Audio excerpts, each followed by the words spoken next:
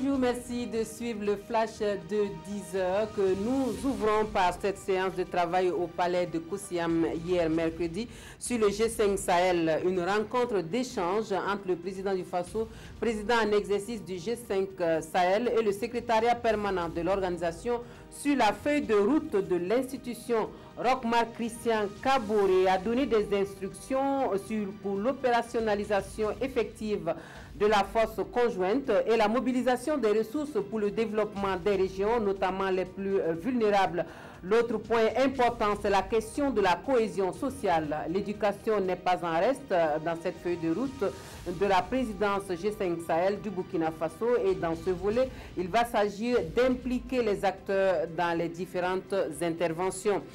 Autre point de l'actualité, les orpailleurs sur le site d'accueil des réfugiés de Bassalgo pour témoigner soutien et solidarité envers ces personnes déplacées. L'association Son Tabac des orpailleurs du Burkina veut surtout s'imprégner des conditions de vie de ces gens qui ont dû quitter précipitamment chez eux pour leur sécurité. Les témoignages sur toutes ces vies perdues n'ont pas laissé les visiteurs de marbre. Ils ont laissé, avant de quitter les lieux, des vivres et une aide financière pour accompagner le séjour de ces personnes dans le camp. On voit cela plus en détail dans notre édition de la mi-journée.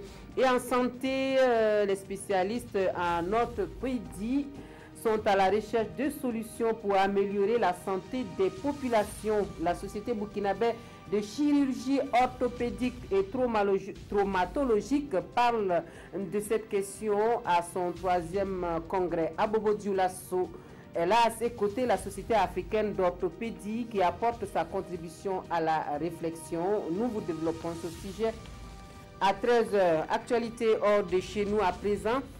L'avion qui transportait Emiliano Sala, le footballeur argentin et qui avait disparu depuis le 21 janvier des radars, a été retrouvé dans la Manche. Le bureau d'enquête britannique sur les accidents aériens a récupéré un corps dans l'épave de l'avion qui pourrait être la dépouille du jeune attaquant nantais.